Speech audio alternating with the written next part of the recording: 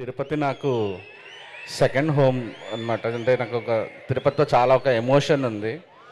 నేను బోర్ కొట్టించకుండా తొందరగా ముగిస్తాను.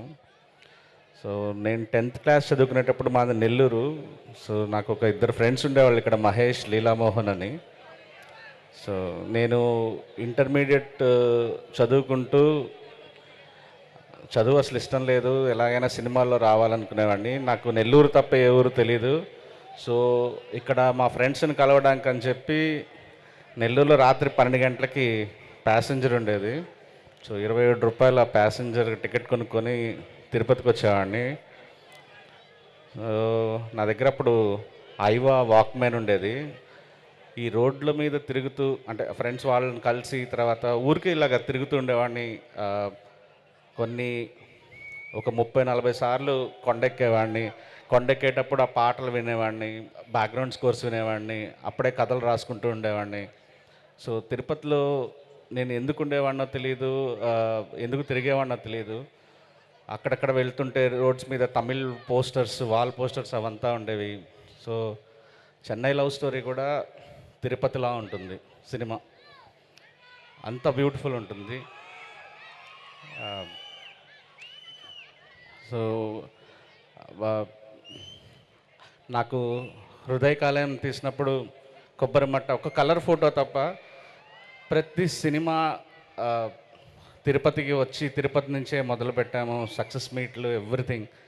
ఈసారి రిలీజ్ ముందే వచ్చి మీ అందరితో ఇలా ఒక సాంగ్ లాంచ్ చేసి ఇంత సెలబ్రేట్ చేసుకోవడం ఉంది, చాలా హ్యాపీ. నాకు భయంగా ఉన్నింది,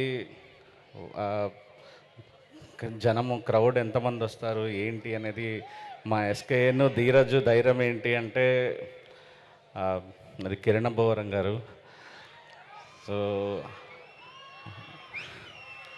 ఆయన ఉన్నారనే ధైర్యం ఇంత పెద్ద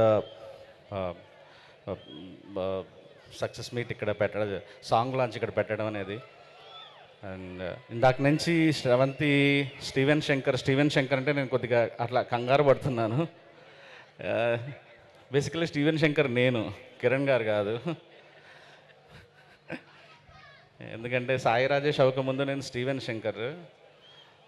ఈ సినిమా రాసేటప్పుడు సో ఏమాత్రం టాలెంట్ లేని ఒక డైరెక్టర్ అవుదాం అనుకున్న ఒక రైటర్ కమ్ డైరెక్టర్. సో వాడికి తెలుగులో ఎలాగో ఛాన్సులు రాక తమిళ ఇండస్ట్రీకి వెళ్తాడు. తమిళ ఇండస్ట్రీకి వెళ్ళి సొంత పేరు పెట్టుకోకుండా ఏదో ఏం పేరు పెడితే బాగుంటుంది సినిమా కథలో అన్నప్పుడు, సరే స్టీవెన్ శంకర్ మన పేరే పెడితే బాగుంటుంది కదా. ఎందుకంటే హృదయకాలం తీసేటప్పుడు నేను అలానే అనుకున్నా. అంటే అసలు డైరెక్షన్ అంటే తెలియని, రైటింగ్ అంటే ఏంటో ఒక ముక్క చేత కానీ ఒక పర్సన్ డైరెక్షన్ చేశాడు అన్నట్టుగా పబ్లిక్కి ఒక అబద్ధం చెప్పాలని స్టీవెన్ స్పీల్బర్గ్లో సగం ముక్క, శంకర్ గారిలో సగం ముక్క తీసుకొని స్టీవెన్ శంకర్ అని పేరు పెట్టుకున్నాను అప్పట్లో. ఆ తర్వాత కలర్ ఫోటో బేబీ వచ్చేటప్పటికి సాయి రాజేష్ కన్నా ఒరిజినల్ పేరు వేసుకున్నాను. సో అలాగా స్టీవెన్ శంకర్ అంటే కన్ఫ్యూజ్ అయిపోతున్నాను అక్కడి నుంచి. నేను అందరి గురించి చెప్పలేను కానీ సినిమా గురించి చెప్తాను.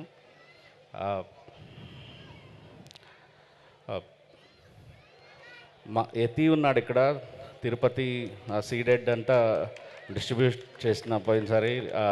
తను అడిగా, అన్న అందరూ బేబీలతో కంపేర్ చేసుకుంటున్నారు, మీరు చెప్పండి, అన్నిసార్లు బేబీ రాదు కదా అంటారు. లేదు యతి, మళ్ళీ బేబీ వస్తుంది. మీరందరూ సినిమా ఎక్కడైతే ఎండ్ అవుతుంది అనుకుంటారో అక్కడ మా సినిమా ఇంటర్వెల్ పడుతుంది. Second half is like surprising and more intense, more emotion. మిమ్మల్ని బాధ పెట్టందే థియేటర్లోంచి బయటికి రానివ్వని, కన్నీళ్లు పెట్టించింది. కిరణ్ అబ్బవరం గారి ఫ్యాన్స్ ప్రౌడ్గా చెప్పుకునే ఫిలిం ఇది, ప్రౌడ్గా. నేను ఆర్ఆర్లో కూర్చుంటున్నాను, నేను నా హీరో పెర్ఫార్మెన్స్ చూసి నేను గర్వంగా ఫీల్ అవుతున్నాను. అండ్ ఆ పెర్ఫార్మెన్స్ చేయించుకున్న మా రవికి మనస్ఫూర్తిగా థ్యాంక్స్ చెప్తున్నాను.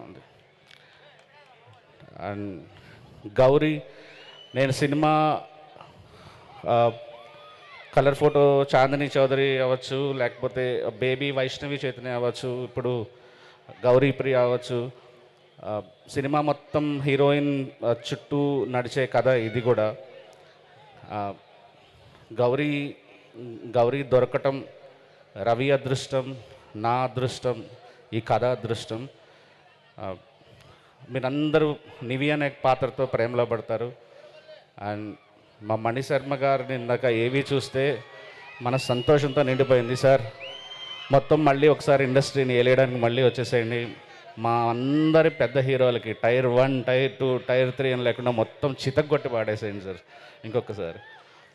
Thank you, love you. And Dheeraj, ఖచ్చితంగా ఈ జర్నీ ఇలానే కొనసాగాలి నేను కూడా కోరుకుంటున్నాను. అండ్ మా ఎస్కేఎన్ ఇందాక ఏవి చూడగానే ఎమోషనల్ అయ్యాను.